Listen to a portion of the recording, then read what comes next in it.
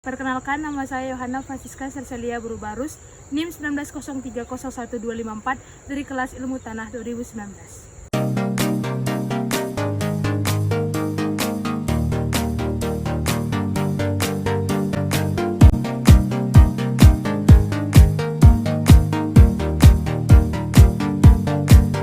Teras bangku atau teras tangga dibuat dengan cara memotong panjang lereng dan meratakan tanah di bagian bawahnya sehingga terjadi suatu deretan bangunan yang berbentuk seperti tangga. Kelebihan dari teras bangku yaitu 1. Memperlambat aliran permukaan, 2. Menampung dan menyalurkan aliran permukaan dengan kekuatan yang tidak merusak, 3. Meningkatkan laju infiltrasi, 4. Mempermudah pengolahan tanah, 5. Bermanfaat sebagai pengendali aliran, permukaan, dan erosi. Selanjutnya itu kelemahannya. Yang pertama, memerlukan banyak tenaga kerja untuk pembuatannya. Yang kedua, pada bidang olah teras sering tersingkap lapisan bawah tanah atau subsoil yang umumnya kurang subur, terutama pada tahun-tahun pertama sesudah pembuatan teras. Teras gulut adalah barisan guludan yang dilengkapi dengan rumput penguat gulut dan saluran air pada bagian lereng atasnya. Teras gulut berfungsi untuk menahan laju aliran permukaan dan meningkatkan penyerapan air ke dalam tanah. Adapun kelebihan dari teras gulut yang pertama yaitu biaya pembuatan lebih mudah dan lebih murah dibandingkan dengan teras bangku. Yang kedua, cukup efektif mengurangi erosi. Untuk kelemahannya, yang pertama, sulit dipakai pada usaha pertanian yang menggunakan mesin pertanian. Kedua, pada tahun pertama dan kedua, bagian bawah lereng atau bekas pemotongan-pemotongan kurang subur, sehingga harus ada tambahan bahan organik. Metode yang selanjutnya adalah irigasi.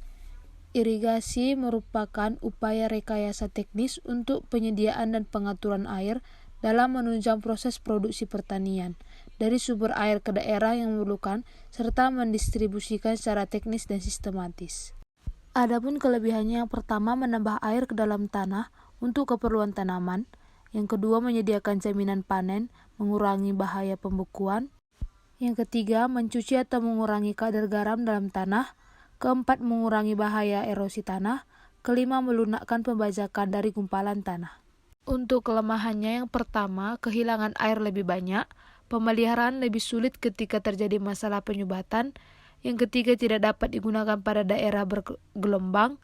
Yang keempat, aliran pada saluran terbuka harus memiliki permukaan bebas yang dipengaruhi oleh tekanan udara bebas. Yang kelima, banyak menggunakan lahan atau land loss.